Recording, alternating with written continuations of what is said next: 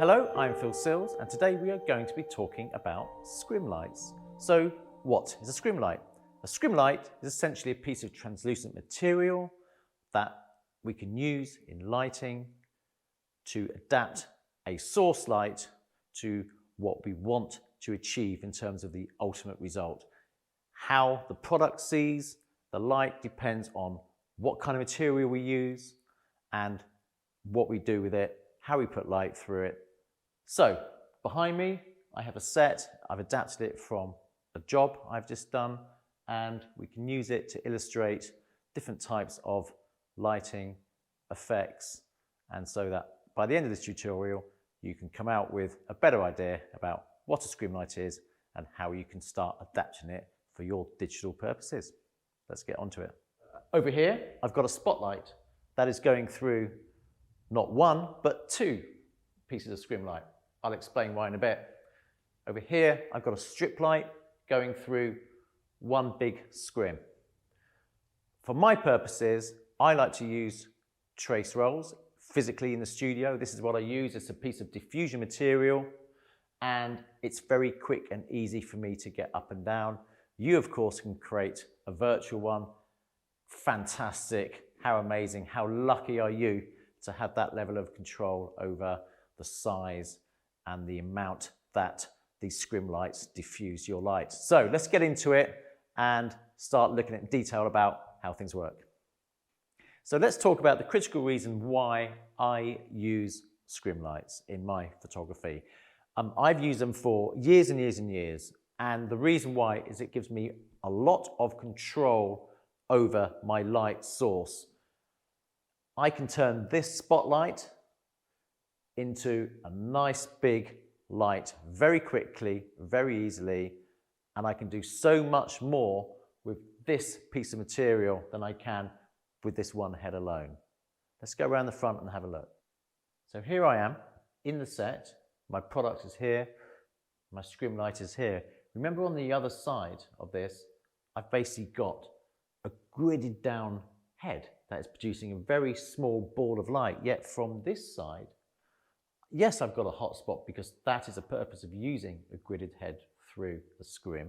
However, there's gradation from the heat in the middle here through tones that gradually fall off to shadow.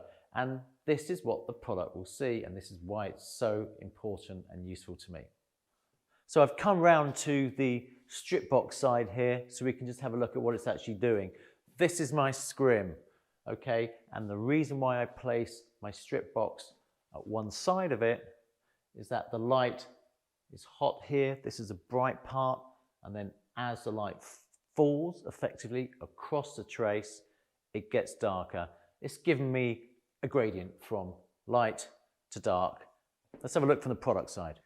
So here we are from the other side of the set. So you can clearly see the bright part of the strip light on the far side of the scrim, and as the light falls across, it gets darker. I'm going to move the strip light around so you can see what it looks like through here. So if, for instance, I was to take the strip light and put it in the middle, you can very clearly see the strip in the middle. If I take it to here, and let's put it across the scrim from this other side, you can see how that light is brighter on this side and then falls off as it goes away. So basically, if I pull my strip light back, I'm lighting all of the scrim. And so if I light all of the scrim, my product will see all of it. So this is where the nuances, the subtle nuances of how much light you play through the scrim is important, and it's down to you and how you want things to look. If you want that product to see all of this, you light all of it. If you don't, you light less of it, and you control how that light comes through by choosing what kind of light source, small, big. You get the picture. So lastly, I want to talk about the background. In many shoots I have a scrim in the background. Again, it's a very heavy duty scrim for maximum amount of diffusion for my purposes. imagine if this was a bottle of liquid, I'd want to see light moving through that background. I talk about this in my course a lot, and you don't get that by putting a light straight onto it. You have to come off the angle, you have to move. Here we have a spotlight around the back that's catching, it's angled literally down the screen. So when I move that around, let me show you. I'm going to take it off just so you can see what it's going to do. You can see how I can affect how the scrim sees that light by what I do with the position of my light source. I can come low, I can pull back, I can go in tight, and of course I could also use a softbox, a strip light. What is the effect that I want to achieve? And this is what it's going to come down to. You have to make choices in your image creation about how you want things to look. It's just so critical. I have to do it in my photography, and it's exactly the same for you in your digital world. You have to understand what you want something to look like, to know and feel about what kind of light you want to put in this. Do you want a hard light? Do you want to key line it around the edge? Do you want the light to come from the back to the front to the back? What do you want?